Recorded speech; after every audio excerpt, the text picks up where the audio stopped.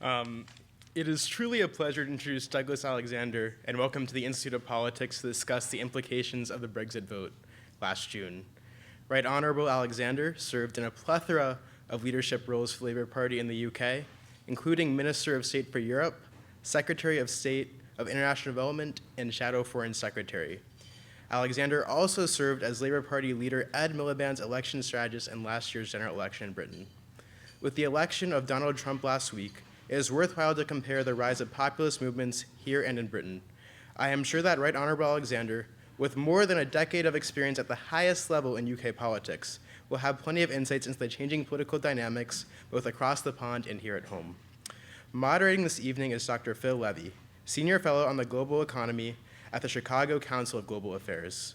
He served as Senior Economist for Trade for President Bush's Council of Economic Advisors, and then as a member of Secretary of State Rice's Policy Planning Committee, or Policy Planning Staff rather, covering international economic matters. Thank you both for speaking today about some of those pressing issues to Americans, Brits, and citizens of countries all across the globe. So please join me in giving a warm welcome to Douglas Alexander and Phil Levy.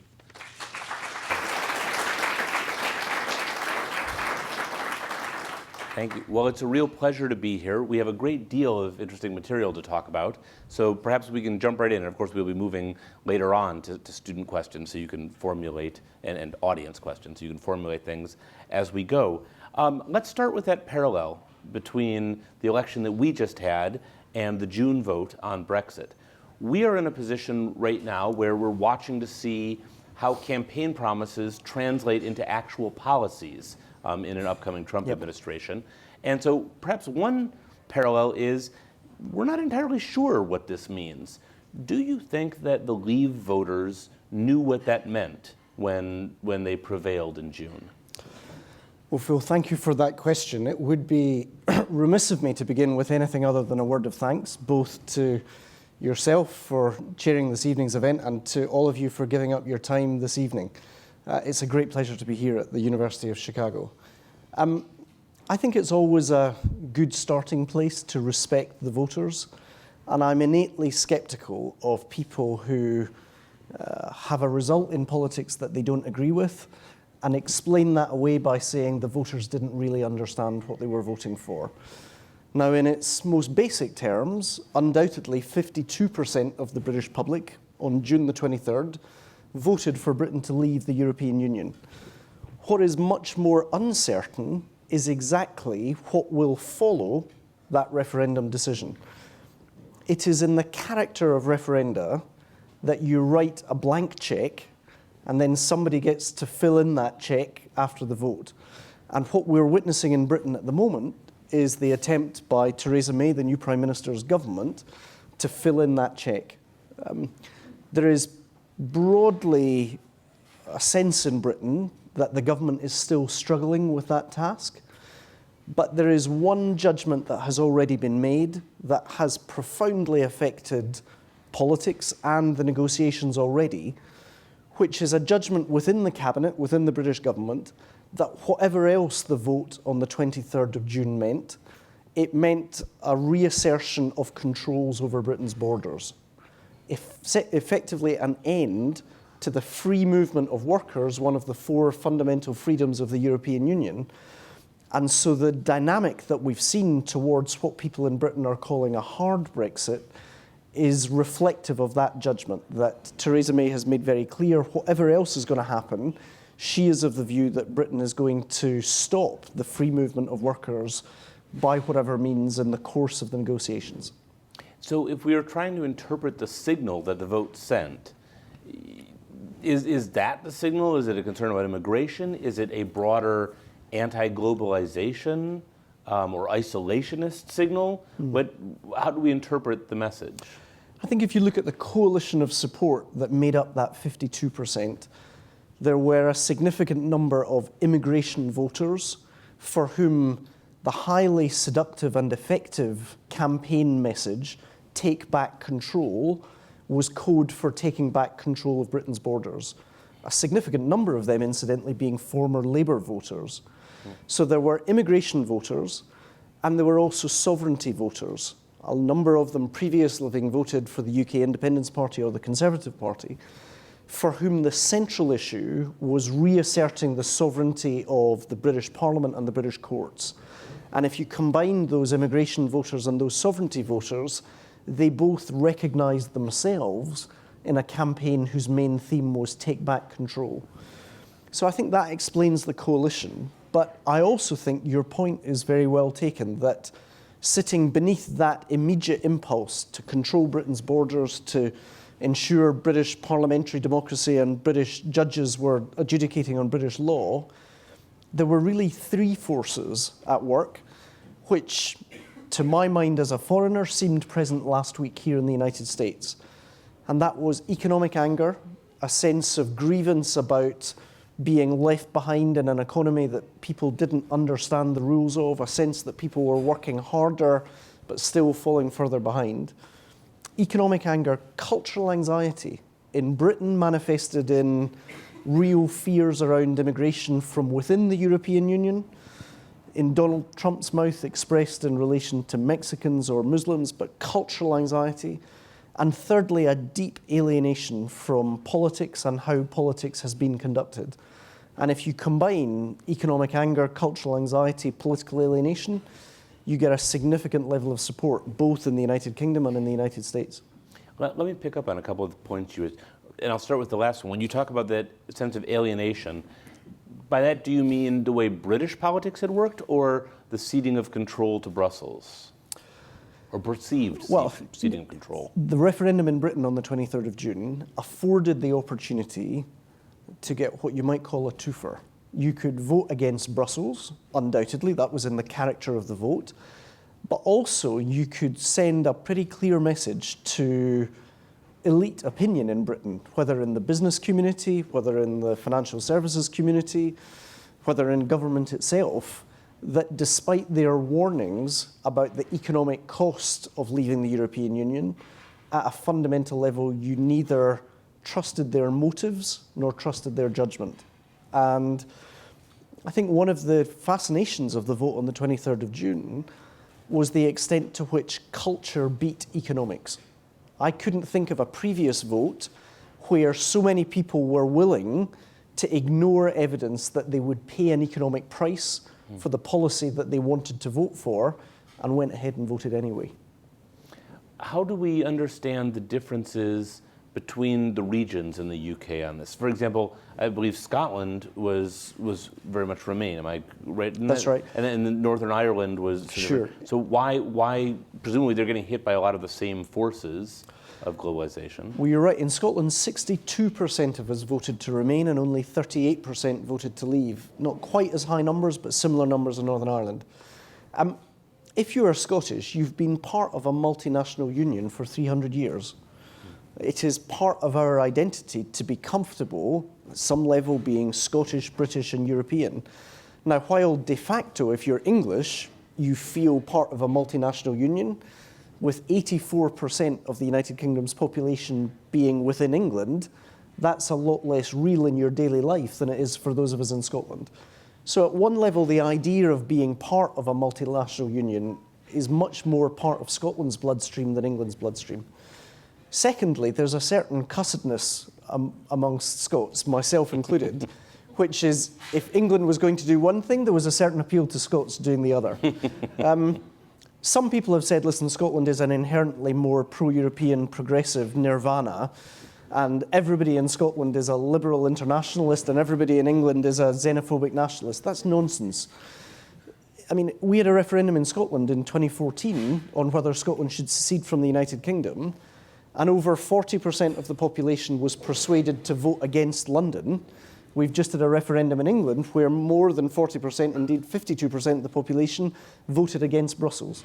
So in that sense, there are some similarities in terms of a willingness to attribute everything that you disagree with to being the fault of the other. In the case of Brexit, blaming the European Union. In the case of Scottish nationalism, blaming the British Union. So actually, there are layers of complexity there explaining the vote. I think in some ways the other dimension that you need to understand is the difference between London and the rest of England. Right. London is a truly global city today with very high levels of inward migration, a genuinely multicultural city. And I would meet many people in London in the immediate aftermath of the vote on June the 23rd who said, I can't believe that Britain voted to leave the European Union. I didn't meet anybody who was voting leave. And I would say, well, that was kind of the point, that actually, in a way that in the United States you've seen a big sort over recent years, the closest we've got in the UK is the difference between London and the rest of the United Kingdom now. I think you're right to point out that's a very clear parallel with, I don't know anyone who voted for Trump. Exactly. And how many of you do know someone who voted for Trump? Yeah. Maybe a couple hands, but often a fairly big segregation of, we just never saw any of that coming. But in terms of not seeing it coming, let me come back to the Scottish vote that you mentioned. Do you think that fostered a certain complacency that we know the drill? You hold a vote like this, everybody gets a little bit scared, a little bit shaken up, but it always works out okay in the end. There certainly was a surprise with the June I should probably declare an interest. I was heavily involved in the campaign to make the case for Scotland staying within the UK. Okay. And in that sense, worked closely with people from different political traditions and different political parties. There was a certain willingness on the part of David Cameron and George Osborne to accept that they didn't really understand Scottish politics and defer to those of us within Scotland who believed passionately that Scotland's best interests were served by being part of the United Kingdom. I think you're right that after the result, 55% in favour of staying in the UK, 45% opposed to staying in the UK, which was back in 2014, in David Cameron's mind and George Osborne's mind, not that they were complacent about the result, but they thought they knew how to win. And in retrospect, I think there were two fundamental errors that the Conservative leadership made in June that misread what happened in Scotland in 2014. Firstly, immigration was really absent as an issue in the Scottish referendum in 2014. And so the message about economic risk was at the forefront of pretty much every voter's mind, regardless of whether they were a yes supporter or a no supporter. Economic risk was a very salient issue. For many, many voters, as I've tried to explain this evening, in the referendum on Brexit, economic risk was subsidiary to issues of cultural anxiety and immigration in particular. So they presumed that it was the same, when in fact the context of the Brexit vote was very different, because immigration was a hugely central and significant issue in the Brexit vote and was wholly absent from the Scottish vote. The other dimension that I think was different in the Scottish vote was that those of us leading the campaign for Scotland to stay in the UK, I think had an intuitive sense of the place of emotion as well as evidence in politics. And while the economic case for Scotland staying within the United Kingdom was very strong, I would argue almost overwhelming, we instinctively understood the need to secure emotional permission for people to embrace the economic evidence. So I did the last main television debate in Scotland the week before the referendum in 2014. And I had to speak on behalf of those of us campaigning to keep Scotland in the United Kingdom. I began that evening my 2-minute introductory statement with the following words. I said, all of us in this room want the best for Scotland. So the question facing us as a nation next Thursday is how best do we make progress as a nation? Now, as a Labour MP, I want to see change, but I believe we can have faster, safer, better change within the United Kingdom than the risky, uncertain, costly change outside the United Kingdom. Now, the reason I repeat that tonight was, by that stage in the campaign, unless you were able to emote an easy and comfortable Scottish patriotism, you were simply excluded from the conversation. We recognised the ubiquity of an appetite for change in Scotland in 2014 and said there were two kinds of change. You could have the faster, safer, better change within the UK or the risky, uncertain, costly change outside the UK. I'm afraid that David Cameron set himself a much harder goal in the referendum on the 23rd of June, where he said, I have negotiated such fantastic reforms from the European Union in the last 2 or 3 months that I'd now like you to vote for me out of gratitude. Now, that's a very difficult pitch for any democratic politician. And secondly, there was an almost complete absence of lyricism, of emotion, of poetry in the Remain side of the campaign. So I think there were two big misjudgments after the Scottish campaign. One was the belief that all you needed was economics, rather than the economics and emotion that came together to give us the 55% in Scotland. And secondly, the lack of awareness as to the centrality of immigration in the June vote in a way that had been wholly absent in Scotland in 2014. You make the interesting point there that it's not sufficient to have done a good job in terms of negotiating things. It's tapping into the emotions. It's how you sell it. Do you think, though, that he had done a good job in terms of negotiating these things with Europe? Well, let's start at the beginning. He committed to an in-out referendum appearing in the Conservative manifesto back in January of 2013 in a speech in Bloomberg in London. And at the time, he believed sincerely that it was inevitable that there would be constitutional treaty change within the European Union initiated by the Eurozone, because he believed the economics of the Eurozone were sufficiently bad that Eurozone members would be looking for treaty change, and that afforded Britain, not as a member of the Eurozone, but as an out country with our own currency, a golden opportunity to say, well, listen, if you're having these changes in order to consolidate the Eurozone, there are certain changes that we would like to see. And that explains the ambition of the language he used back in 2013, where he said we're going to fundamentally redesign the European Union. What subsequently emerged was that the Eurozone could use enhanced cooperation procedures to make the changes that Eurozone members wanted, and indeed they were haunted at the prospect of having to win referenda themselves to secure constitutional change. So if anything, the Eurozone moved away from the prospect of constitutional change. But David Cameron had already committed himself to a very ambitious programme of reforms. He then wins the general election in 2015 and has committed himself to the fundamental redesign of the European Union within 2 years of that general election.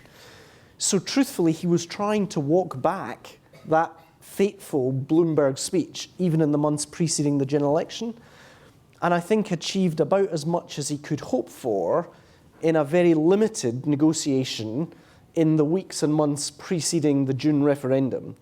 But he never recovered from the mismatch of promise against reality that was initiated back in January of 2013.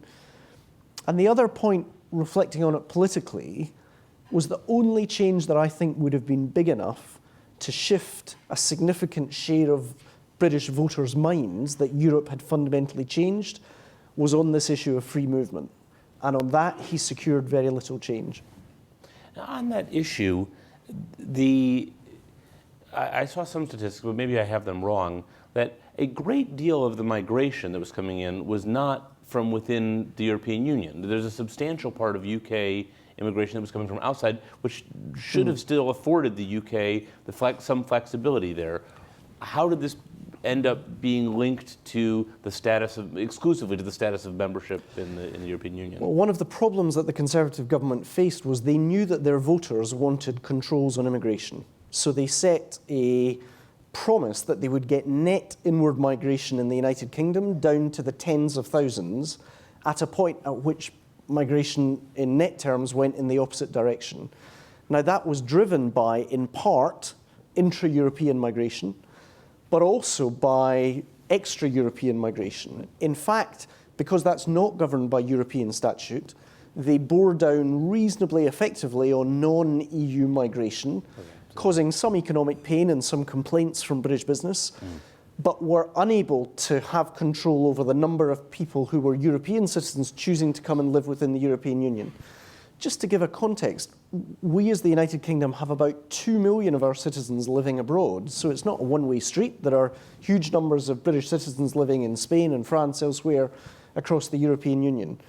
But the general sense within the Leave constituency was that there was an economic cost being paid by working class British citizens for free movement of labour. If you were a well-paid banker in London, then having a Polish plumber that you could come to work on your lavish London home, or a Latvian nanny who could come and look after your children before they went off to school, was a net benefit. If you were working in a meat processing plant in Sunderland, you felt that that supply of relatively low-skill, low-wage labour was having a wage flattening effect on your prospects and limiting the prospects of your kids getting a job.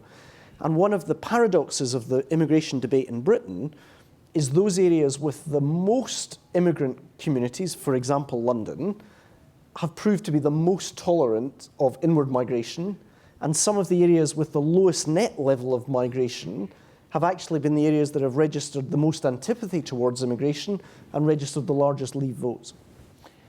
You described a couple of these moves by David Cameron which seem perhaps unwise in retrospect.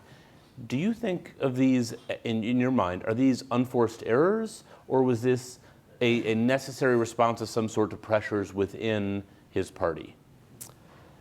It was certainly pressures within his party and beyond his party. David Cameron did not wake up in January of 2013 with a sudden democratic impulse. Oh, it's been a long time since we've had a vote in the European Union. Let's have a vote on NATO. Let's have a vote in the Commonwealth. Let's have a vote in the United Nations. The truth is, he was driven to his position by political weakness and by political calculation. I had voted in the same division lobbies as David Cameron back in 2011 against a European Union referendum. He'd set his face against it at the time. But there were two considerations that led him to that fateful and ultimately fatal decision. One was fear of the UK Independence Party and its impact electorally on the Conservative Party, of which he was leader. And secondly, the internal pressure within the Conservative Party, where a significant number of his own backbenchers wanted a referendum on the European Union, not to re-endorse British membership, but as a proxy for exit. So David Cameron was driven to a position where I think he believed he would win a referendum. I personally think it was a profound misjudgment and actually will reflect badly on the place of David Cameron in British history, because he's now the Prime Minister who took Britain out of Europe by mistake. That's not a legacy that most people would choose. He also had won an unexpected parliamentary majority back in 2015, and yet within 11 months was out the door as a former Prime Minister. So I don't think for a moment back in 2013 he conceived quite the circumstances that would befall him.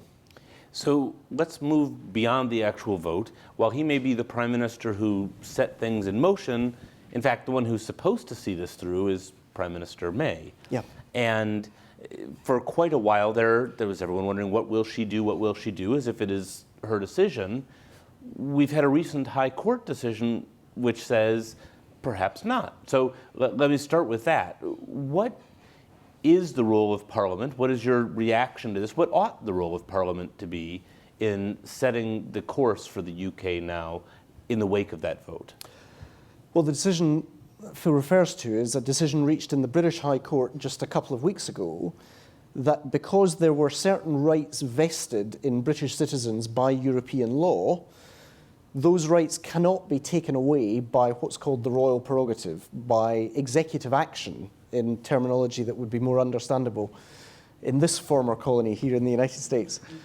That's being appealed by the British government, who reject the view of the High Court, and it will now go to the Supreme Court. It's likely to be adjudicated next month. So it's still a very live debate. I personally find favour and understand the reason that the High Court judges reached their judgment. One of the many ironies of this whole episode is one of the big claims of the Leave side was we want to give power back to the British Parliament. And yet on this huge constitutional issue, we would be in a position, but for the High Court, where Parliament would be excluded from debating and discussing the terms of British exit from the European Union. Now, if you're in a party that loses an election in Britain, and I have some experience of that, people don't say, well, you've lost the election, you've got no legitimate public voice on any issue of public policy for the next 5 years. It is still the remit of the opposition, the loyal opposition in the British Parliament, to hold the government to account, to scrutinise, to probe, to ask questions. And I think it's entirely consistent with that approach to parliamentary democracy that, recognising the decision that the British people have reached in the referendum on the 23rd of June, Parliament does and should have a role. And I expect that that will be the role that Parliament will play in the months ahead. So what might that look like? How is this something where it's going to be split along party lines? Will it split parties in two? Is this going to be a sort of pro forma, here's the package, please pass, or a more substantive debate? Well, it partly depends on how the government tries to get over the hurdle that the High Court has now put in the road. And there are suggestions that they will introduce a very brief 3-line bill so as to try and make the bill amendment-proof in the House of Commons and in the House of Lords. So there's a whole series of questions about the parliamentary tactics. But in terms of the raw politics of it, I think although the majority of members of Parliament are personally committed to remain, the overwhelming majority of them will ultimately recognise that they should acknowledge the decision that the British people reached on the 23rd of June. And so the effect of the High Court decision will probably be to delay the process of leaving the European Union, but certainly not stop that process of leaving the European Union. Does the timing matter? Well, Theresa May, as the incoming Prime Minister, stated that she would, and she stated this at the Conservative Party conference in October, initiate the Section 50 procedures by the end of March. Now, Section 50 is the clause of the Lisbon Treaty, part of the European corpus of law, that allows a country to secede from and to leave the European Union. That process has to be initiated by the country leaving, so although we've actually had an advisory referendum, technically, it still has not yet triggered the formal process of leaving the European Union. My best judgment as to why Theresa May said March was she judged that was as long as the Conservative Party would tolerate and still give her the benefit of the doubt that she was sincere in taking Britain out of Europe.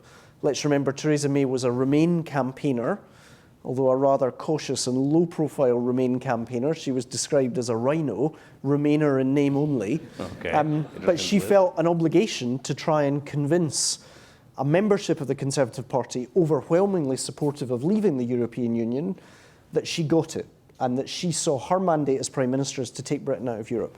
So you weigh that political imperative at home with the reality that we've got French presidential elections in the spring, German federal elections in the autumn.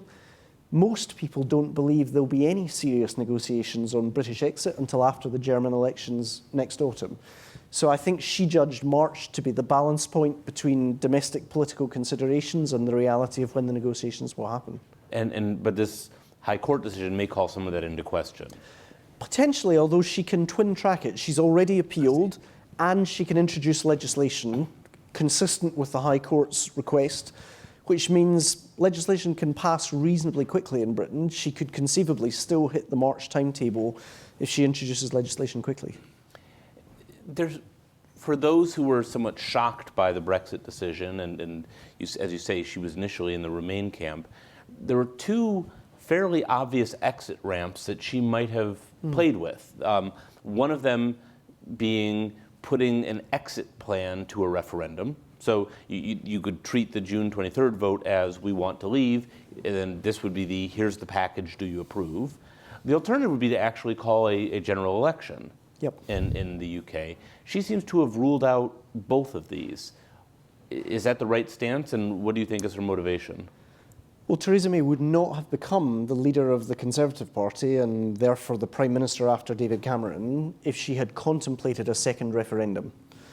You know, the last three Conservative Prime Ministers, David Cameron, John Major, Margaret Thatcher, have all been destroyed on the issue of Europe. And on coming to office, Theresa May was acutely conscious that she was herself a Remain supporter, leading a party that was overwhelmingly in favour of leaving the European Union, and I think would have made a very immediate and correct judgment that if she had even flown the kite of a second referendum to endorse the terms of the exit, that would have been evidence that she was unsound on the issue of Brexit amongst the very people she was relying on to support her becoming leader and in turn Prime Minister. So I think that was a non-viable option as a consequence of the character of the modern Conservative Party, that really was not an option. The second option you suggested? An election. An election she ruled out, again, for quite similar reasons. In the process of emerging as the Conservative Party leader, she had to give undertakings to the Conservative members of Parliament whose votes she needed. And one of those undertakings was, I'm not going to call an early general election.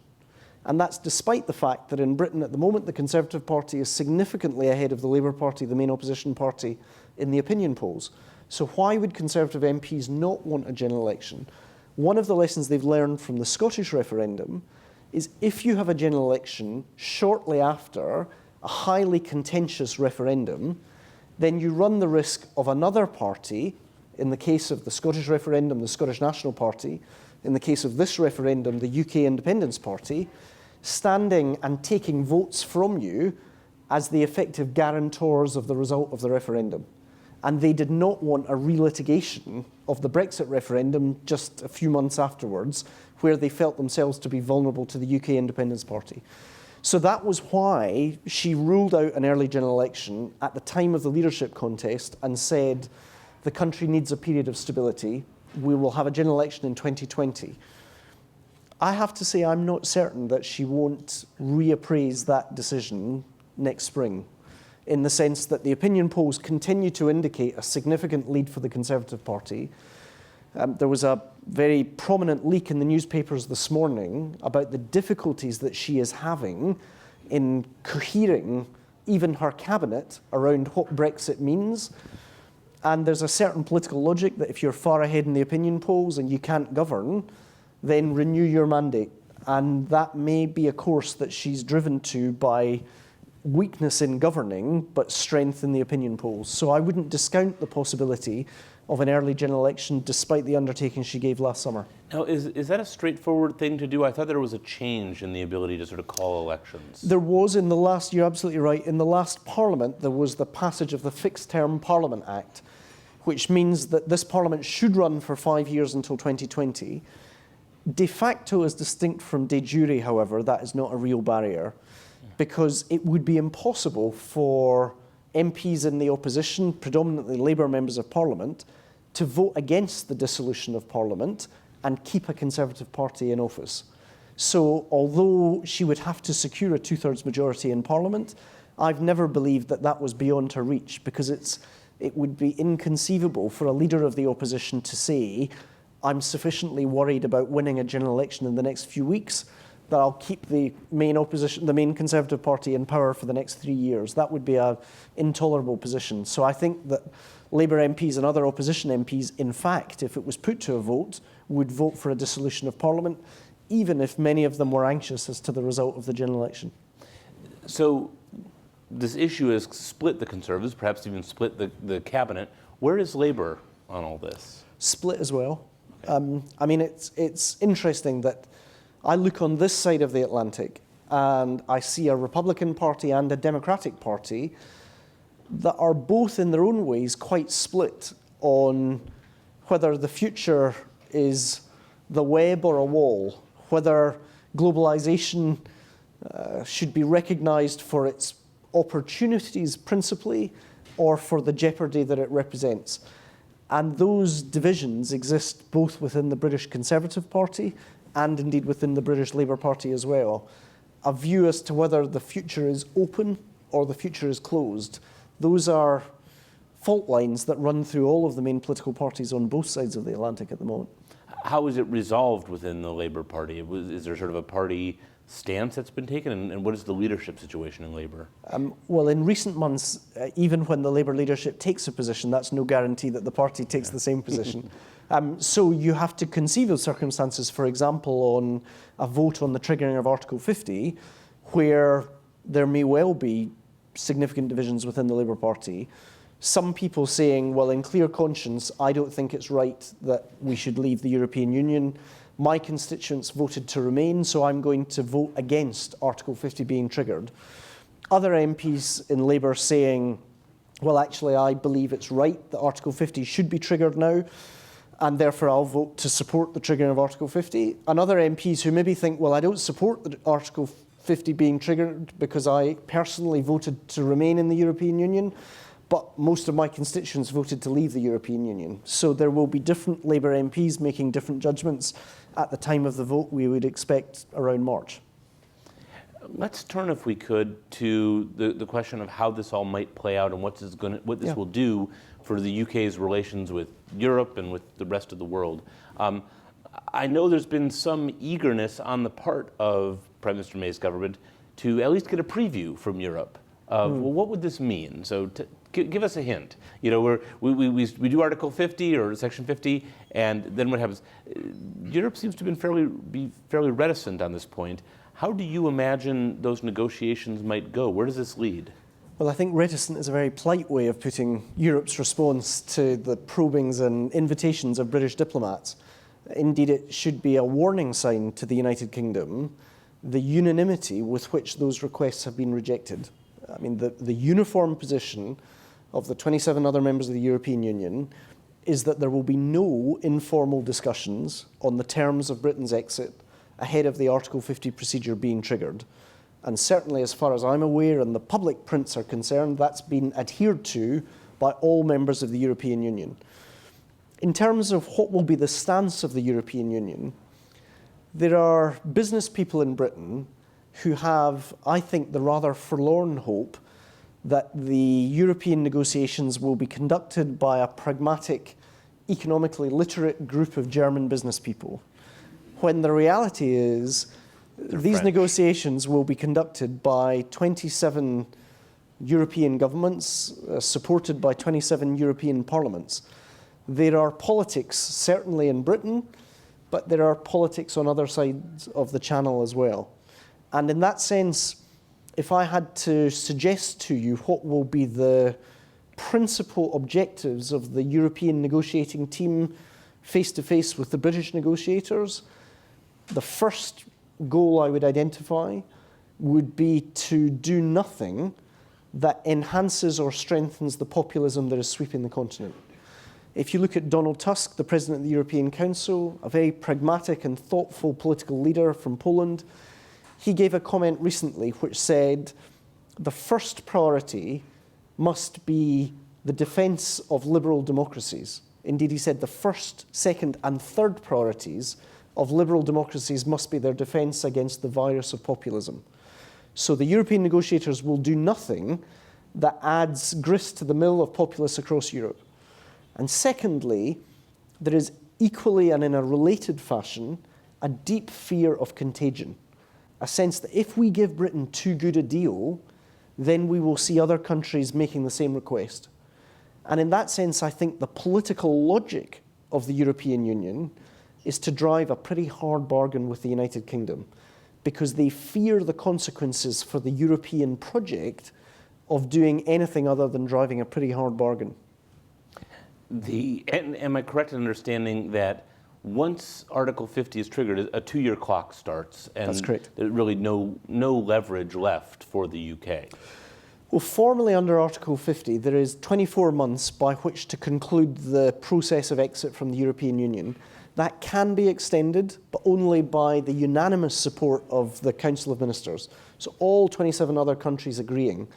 And all of the indications, certainly at this stage, is that unanimity would not be secured, because the fear is that if these negotiations last longer, the risk to Europe is greater.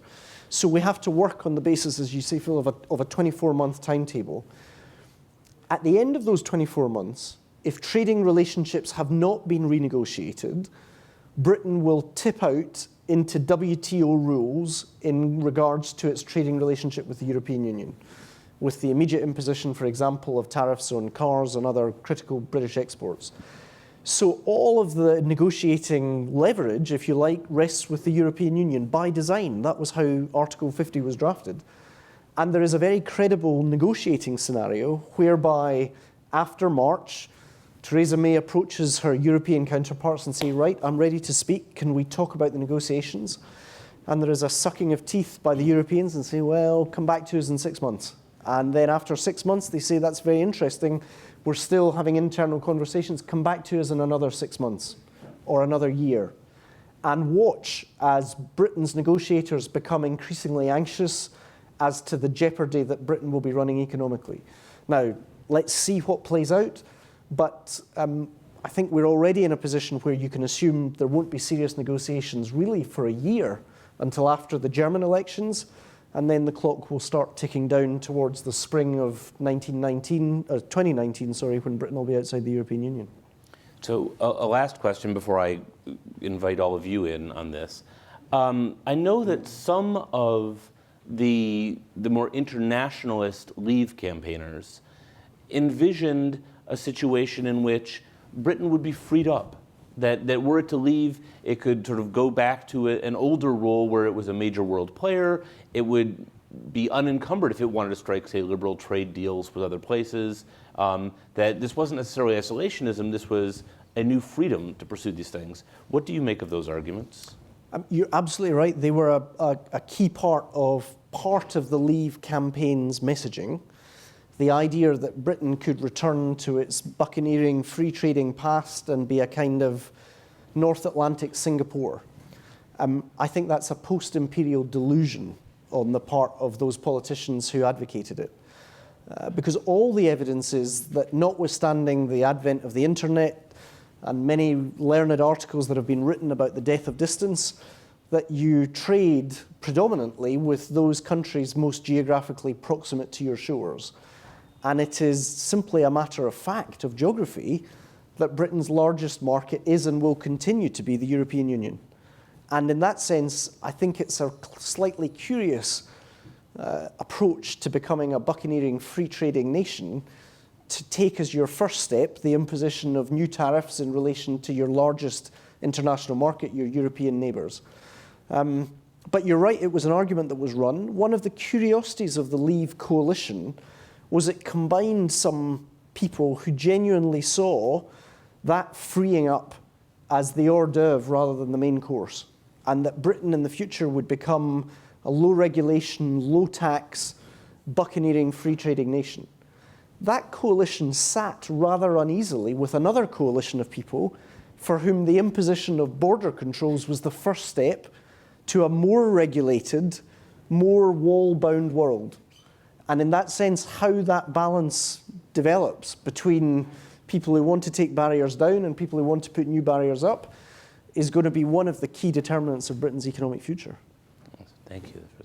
All right, let me begin inviting questions from our audience. Hi, my name is Matt Enlow. I'm a second-year student at the law school. I'm really curious what you think about the parallels between anti-immigrant violence and violence against minorities after the Brexit vote to the same that we're seeing in the United States in huge numbers. My friends in the UK have been strongly supporting the sentiment that we can't allow that to happen in the US, and I'm curious what you think should be the role of government in not only denouncing but preventing this kind of violence. It's a hugely serious challenge, and it's a matter of deep concern to me how we have seen on the published figures by the police in the United Kingdom a rise in hate crime and racist incidents following the Brexit vote. Referenda are very visceral political affairs. Jean Chrétien, the former Canadian Prime Minister, who twice bested the Quebec sovereigntists in referenda in 1980 and 1995, came to the United Kingdom before the vote in Scotland in 2014 and said, referenda are so visceral because you break the dreams of your neighbours. And that makes a lot of sense when you look both at the Scottish referendum and at the Brexit referendum. It ploughed the field of deep feelings of affinity, belonging, and identity. And profoundly depressingly, for some people, that finds expression in xenophobic, racist, and hate-filled actions and speech animated by the public discourse.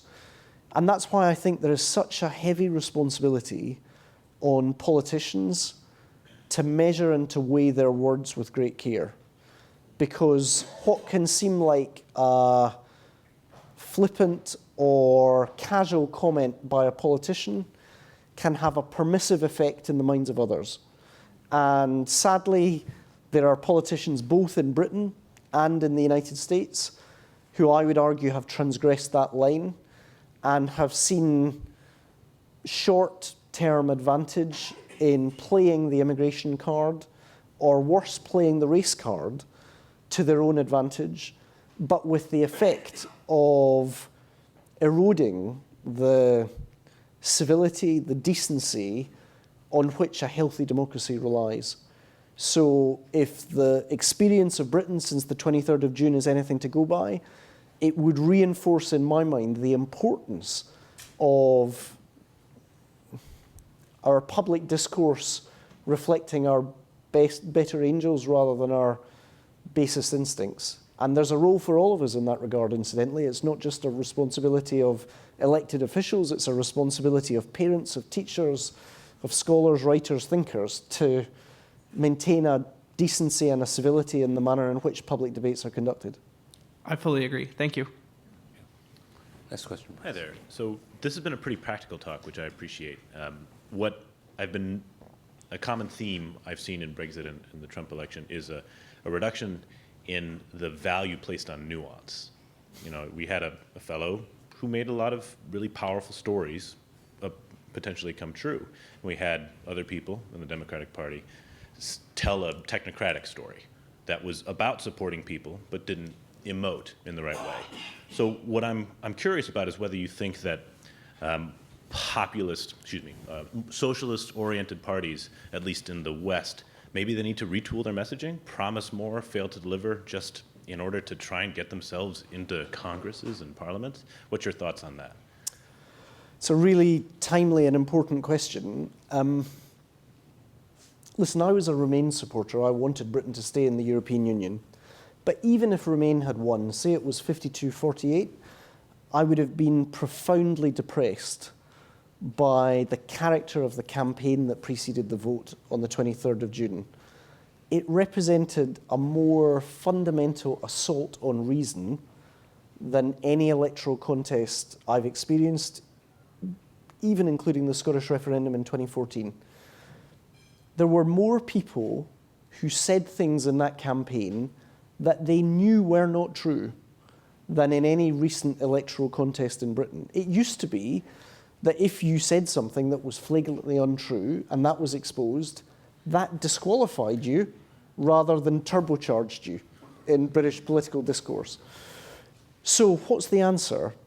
There is one strain of liberal opinion that says, well, we need to reassert the importance of reason, uphold the importance of the Enlightenment, and make the case for logic and fact. And listen, facts matter in politics because they have real-world consequences. But I think that approach, which would be somehow to disdain the electorate, to suggest that the only kind of political discourse is one based on reason and evidence, would be a profound error on the part of liberal or progressive opinion. Because politics is and always has been, in part, the art of competitive storytelling. And the best narratives and the best stories have always combined evidence and emotion, statistics and sentiment.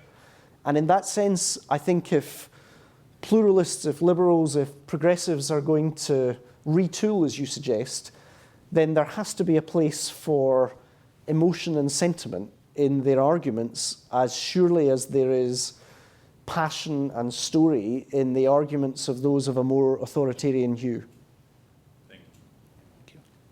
Hello, thank you for coming to the University of Chicago. I was wondering if you can talk a little bit more about the other side of the coin, basically the Bernie Sanders versus Jeremy Corbyn comparison, to what extent they're similar, to what extent they belong to the same nature of what actually won, and that on the side of the future of the left. That's basically the question. And then another question, if you can talk about sort of like a landscape or the picture of what's going on in Europe in terms of the far right, what's happening in places that are not so, in the media, like Hungary or Poland or the alternative for Germany or Marine Le Pen.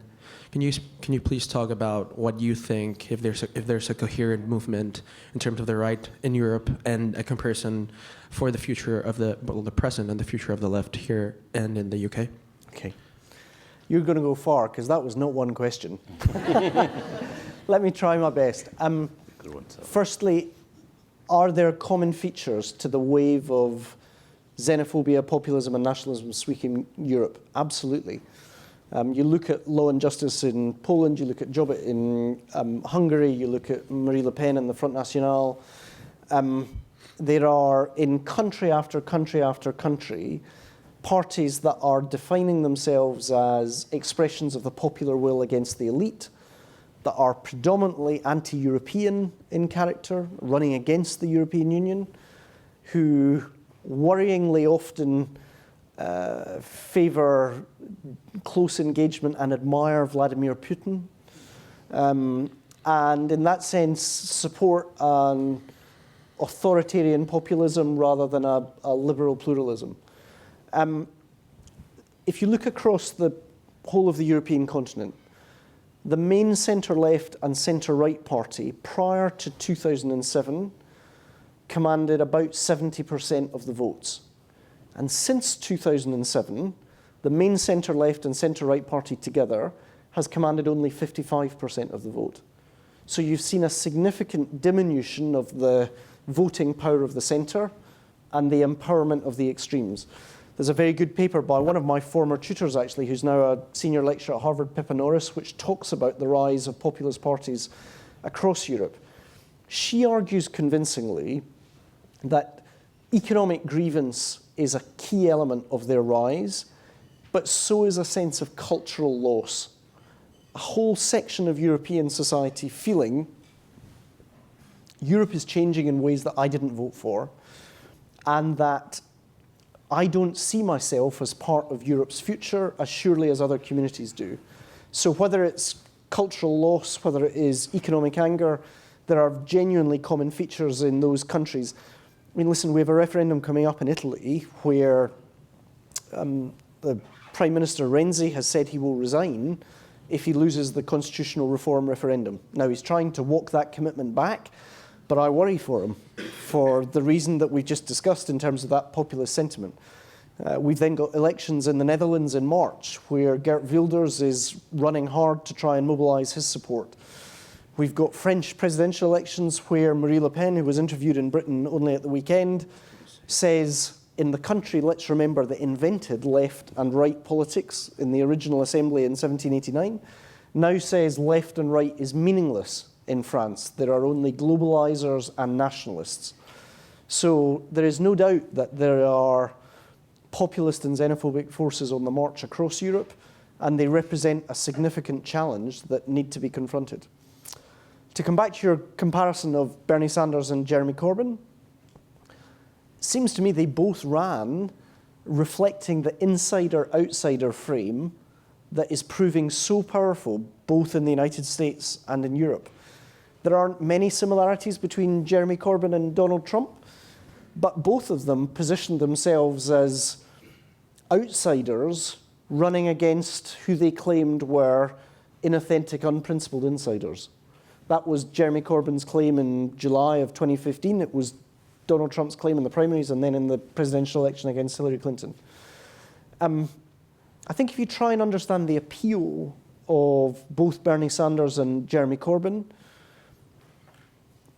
let me wander into biography for a minute. I'm the generation of Labour Party member who experienced repeated and bitter defeats in the 1980s. It's a bit like being a Chicago Cubs fan, I think, before the World Series.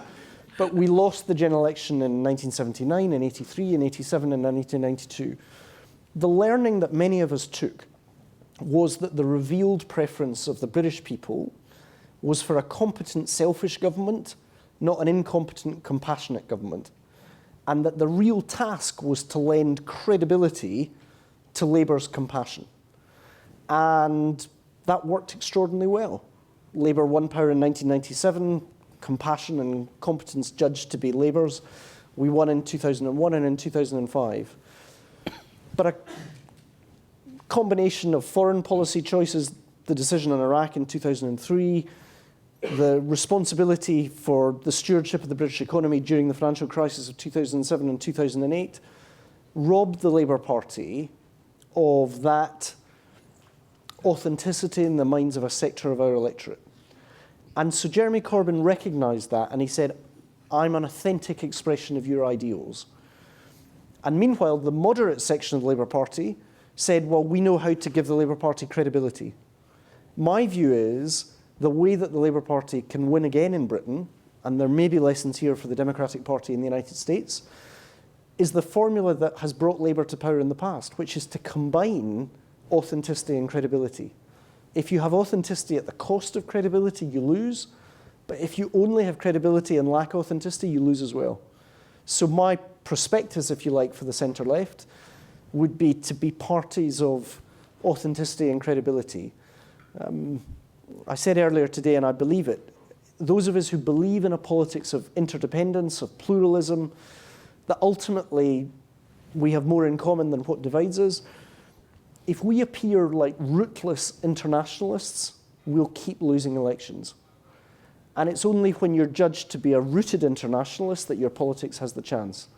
And in that sense, I think it's important to recognize, as we've been discussing, the place of place, belonging, affinity, loyalty, that sense of belonging in politics. Because if you are denied that, then you can have all of the policy prescriptions you like, but the chances are people won't vote for you. Thank you. Good evening. Good evening. So in the context, so I want to lead off with three contextual factors for my question. The first being the recent Wallonian rejection of the Canada-EU trade deal. The second being an uptick in the past 3 years of Republican violence in Northern Ireland. And the third being the Scottish referendum. What role do you see the devolved governments of Northern Ireland and Scotland playing in the European negotiations of the Brexit? That's a great question. I'm going to indulge in a very academic answer, which is I gave a lecture last week at Oxford University on exactly that subject, so I commend it to you.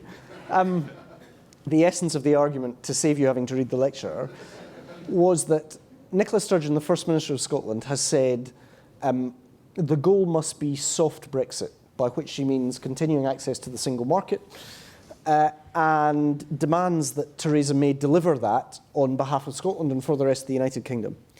And I argued last week the problem with Nicola Sturgeon's judgment is she is making the same mistake as some of the strongest Brexiteers within the British government, which is effectively a conceit that Britain can dictate the terms of Britain's departure from the European Union.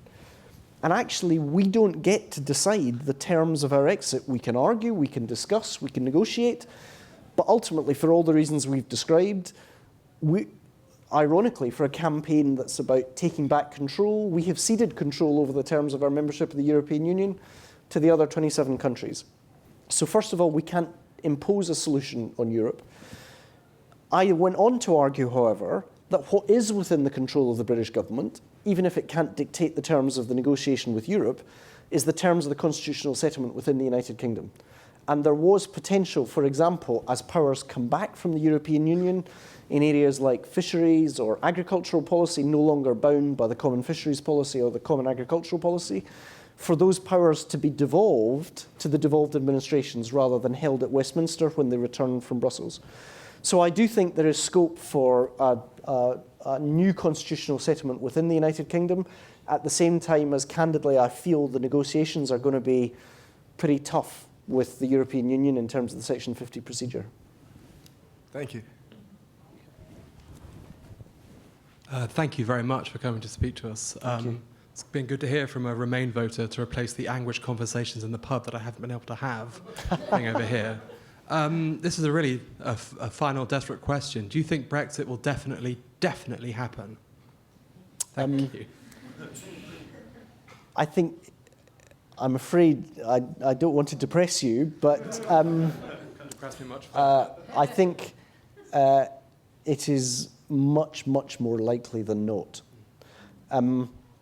Tony Blair, who I used to work with when he was the Prime Minister, gave an interview on the BBC a couple of weeks ago and wrote an article in the New European, which I'd commend to you, which I thought was a very wise intervention, where he said, we have to respect the mandate of the British people that was given on June the 23rd, even if we disagree with it. But the sensible course, given all of the uncertainties, are to keep all of the options on the table. And that is the responsible and wise course, both for people disappointed by the result and indeed by the British government.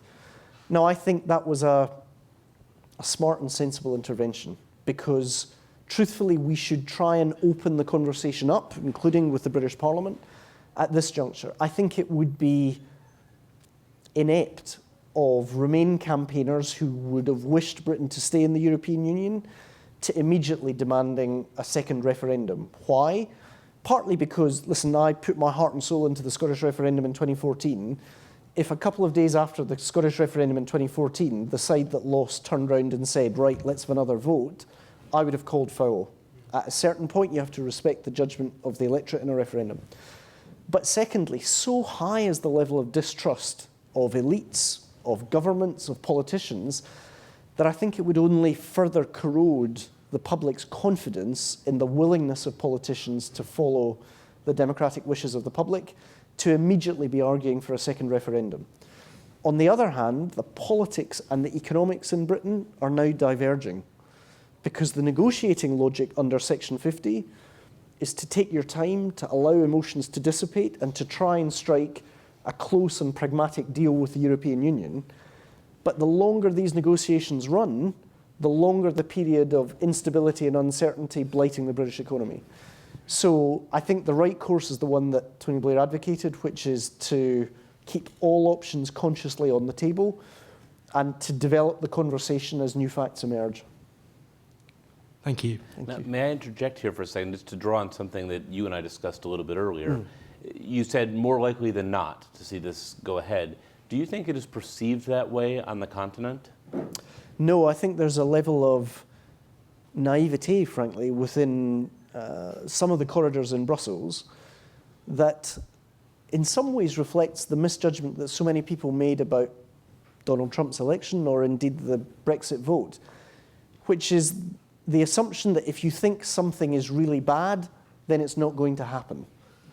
Now, you know, the confirmation bias, if you like, that has been very present in a lot of the commentary around the presidential election and was equally present ahead of the Brexit vote, I think you're seeing a variant of that in Brussels at the moment, which is it is so injurious to their sense of what Europe is and what Europe could be in the future for Britain to leave that they convince themselves that it's not going to happen. And actually, I think, you know, as I say, the overwhelming likelihood is it will happen. Now, you would be a brave man or woman to predict anything in politics in 2016, given what we've lived through. And in that sense, you have to allow for the possibility of other factors entering into the debate. But I see very little evidence of a fundamental change in the character of Europe, such that it would lead the British people to make an immediate kind of reappraisal. And on the other hand, I think Theresa May very much regards her mandate as to take Britain out of Europe. Thank you. You mentioned a corrosive loss of trust in the political elite on both sides of the aisle. What do you believe is the cause of this, and do you think it can be reversed? Well, politicians have never been popular or particularly trusted. But I think 2008 will in time be judged as consequential a turning point in democratic politics as 1945 or in Eastern Europe 1989 or earlier 1926. It was a year when the way the world worked changed in ways that weren't immediately apparent, but that we are all living through the consequences of. Let me explain what I mean. The financial crisis, certainly in Britain, and I sense here in the United States as well, utterly trashed the public's confidence in the powerful, in bankers, in regulators, in governments, in experts, in politicians. And it trashed the public's confidence both in their competence, if they're so smart, why did this happen? And in their motives. Actually, they're carrying on as if nothing happened, and I'm living paycheck to paycheck. And I think the distrust that the financial crisis visited on our politics has created very fertile ground for that insider-outsider politics, the politics of populism and xenophobia that we're now living with, and that is in many ways upending two of the most established democracies on earth, the United States and the United Kingdom. Thank you. Hi, I'm Hokiet. really enjoyed the discussion. I'm actually an economist trained in the British tradition, and I follow quite closely developments in labor. So I have two interrelated questions, which I hope you might be able to shed some insight. Given the current developments post-referendum within the Labour Party, the struggles of Jeremy Corbyn's leadership and how he represents the old left, which is given new win in the new old left, and I would say somewhat the rejection of the pragmatism of the neoliberal ideologies, which New Labour had been so successful at pushing forward as an agenda and a mandate within the British population. How do you see them reconciling the way the rank and file segment of the Labour membership seems to be harkening back to an earlier time of the left, the old left, and the new Labour parliamentarians, I'm talking about Parliamentary Labour Party, pushing for a return to the new Labour stance? How do you see them reconciling that divergence in ideology? And I think that ties in with how would you also see moving forward, how would we more effectively make the notions of globalization more palatable to the population, which seems to feel excluded? Well, thanks. It's a great question. And actually, I disagree with your characterization of the past Labour government, of which I was a part. Maybe unsurprisingly, but the idea that, a government that delivered record levels of employment, introduced Britain's first national minimum wage, offered record investment and delivered record levels of satisfaction in the National Health Service, saved the very idea of a publicly funded National Health Service free at the point of need for a generation, that delivered extraordinarily high changes in school policy, for example, in educational standards, that delivered new rights in the workplace, that introduced paid maternity leave, that offered new rights to women and to young people, was a kind of 13-year neoliberal mistake, is not a characterization I recognize or would support.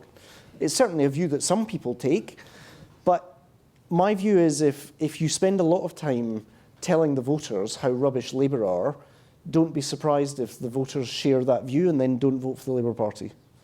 And in that sense, I'm intensely proud of many of the decisions that we reached as a government, and I believe that Britain is a fairer, more prosperous, more comfortable and at ease with itself society as a consequence of that government than we were back in 1997.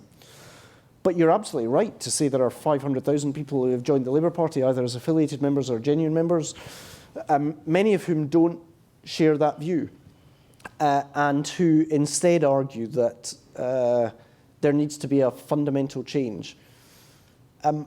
They seem better at telling us what they're not than yet what they are. And in that sense, the challenge of the coming process will be to flesh out that policy prospectus.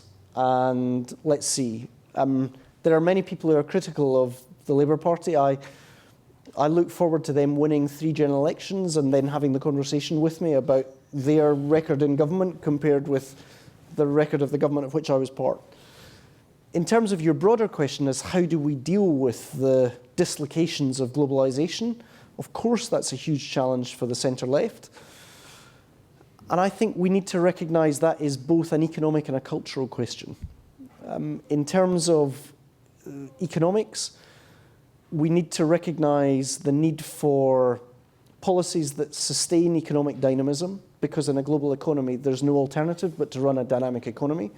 So that means traditional policies in terms of investment in the science base, like the extraordinary research that's carried out at this university, investment in education, serial opportunities for retraining, an active industrial policy on the production side of the ledger. But it also means policies that recognise the need to support people in that transition more effectively than has often been the case in the past. If you're a former miner or a former steelworker in West Virginia or in Britain, too often the invitation to retrain sounds like a reproach rather than an invitation. And there needs to be more sustained efforts to support and assist those communities that have fallen behind as a consequence of deindustrialization. You can't offer people false prospectus, though, I would argue, if you want a realistic chance of improving their lives. When Donald Trump tells Middle America that they should blame Mexico, the truth is many of those jobs went to microchips, not to Mexico. And in that sense, there needs to be candor and honesty in the offer that you make in terms of both the production and the distribution side of the ledger. But let me offer a different thought. I think also we need to recognize that people's sense of alienation today that the centre-left needs to address is not exclusively about economic hardship. It's also about a sense that modern society does not recognize and value the contribution that people make. People say that we've moved to identity politics, we've moved from class to culture.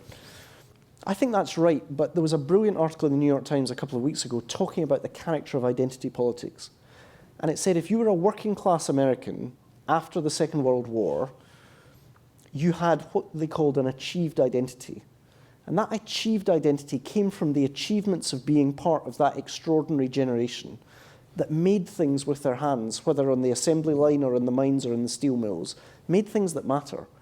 But also the achievement of owning your own home, probably owning your own car, undoubtedly having a higher standard of living than your parents, and being able realistically to offer your kids a better future and a higher standard of living than you yourself enjoyed. Now, the process of deindustrialization that globalization has brought in its wake has robbed many working class communities of that sense of achievement and that achieved identity. And in its place, what's been left has been what this article called assigned identity. In many communities in the United States, that sense of I'm white. In many cases in Britain, a sense of I'm English or I'm Scottish, reverting to a prior national identity. And in that sense, I think that we need to be alive to the economic needs of communities as the centre-left, but we also need to be aware of the extent to which the anger at the moment is a almost primal demand for acknowledgement, recognition, and contribution in society. And that demands a culture of encounter whereby people can be valued and recognized for what they bring to the table. So I think the route back for the centre-left is largely economic, but not exclusively economic. It requires also a broader conception of what it is to make a contribution to society. Thank you. I think that answers the question of how they can win, but how do you think it will pan out, in your opinion, in the immediate future? How is Labour going to resolve this pull in both directions within the party?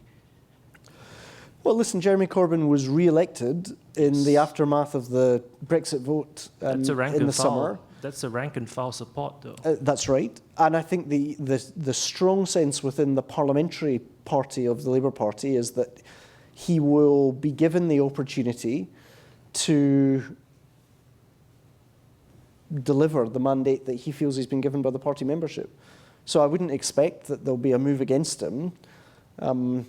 Alistair Campbell, who used to work for Tony Blair, wrote an article a few months back where he said that Jeremy Corbyn was both unassailable and unelectable, by which he meant unassailable with the selectorate and unelectable with the electorate. Let's see in the months ahead and in the years ahead whether Alistair's prediction proves to be correct. But Jeremy Corbyn will, if he so chooses, lead the party into the election, and then we will see what happens. Thank you. Our last question now. Thank you very much.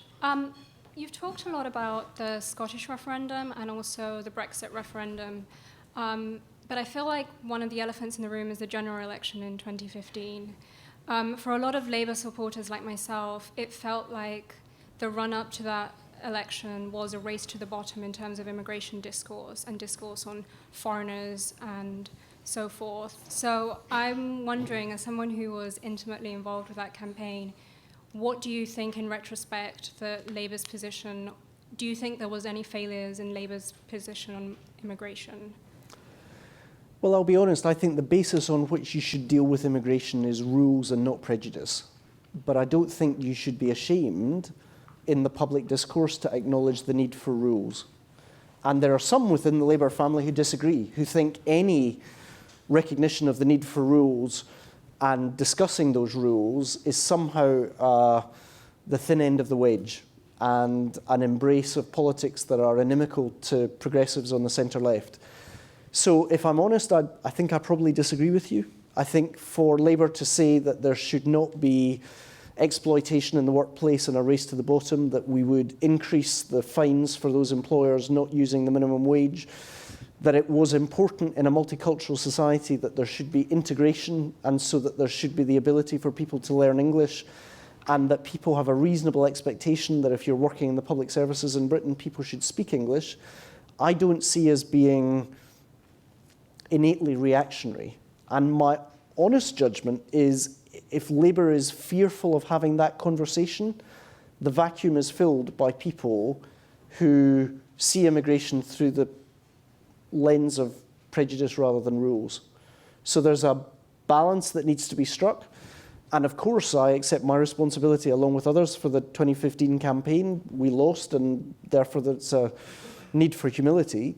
But I'm not sure, if I'm honest, that it was the immigration policy that lost us the election. I think there were a few other factors ahead of immigration. But you said that you think the Brexit campaign was lost on immigration, and that was a year later. It seemed to me that 2015 was also a lot about immigration, and it felt like to a lot of people on the centre and centre-left that why vote Labour when you can get when it's just Tory light on something as important as immigration. And you've been saying a lot tonight about how people's cultural feelings of exclusion and exploitation are really important, and that Labour needs to take them seriously and politicians need to take them seriously, and of course I agree. But you're also, it's obviously clear that the economic case for remaining in the EU is clear. So it's not true that EU migrants are depressing Labour of kind of native-born British people. That's just not true. And I wonder why Labour is so afraid to just make that case. Why is it? Okay, let's follow the logic of your question.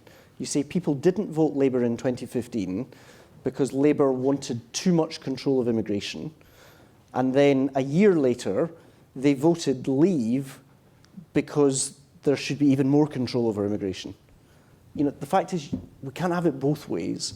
The fact is, either people were appalled by Labour's view of immigration in 2015, brackets, and so voted Conservative, which I wouldn't accept, or we accept that there was, amongst many Labour constituencies, a view that there needed to be more controls over immigration. And I would argue that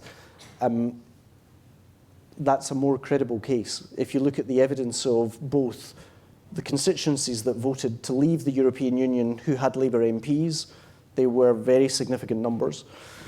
And on the other hand, as I say, I'm not convinced that it was that Labour was talking too much about controls on immigration that lost Labour the election. I think, as I say, there were many other factors there. In terms of the economic facts, of course it is the case that immigration has contributed to GDP growth across the UK, and there's many published surveys confirming that. But it's equally true that the impact on immigration has been felt differentially in different communities across the United Kingdom. And I think unless we on the centre-left are willing to acknowledge that truth, then we will continue to have a fundamental fracture in the only coalition that Labour has been able to put together to win power in the last 100 years, which is to combine what were industrial towns and sadly now are often post-industrial towns, university towns and major metropolitan centres. And at the moment, there is a pretty fundamental fracture in that coalition between many Labour voters or previously Labour voters in post-industrial towns who actively want an end to free movement, and many liberal pluralist voters within major metropolitan centres and university towns who personally see the benefits of free movement of Labour. And in that sense, that's a debate that's going to be played out within the Labour Party in the months ahead. Only yesterday, Clive Lewis of the present Shadow Cabinet was arguing that there needs to be new controls on free movement of Labour. So it's a very live debate, but I'm not convinced that you can ascribe Labour's policy in 2015 without recognising that actually voters went the other way in the referendum on immigration in 2016. Great. Well, thank you so much, Douglas and Phil. That was a terrific discussion. If everyone could just join me in thanking them.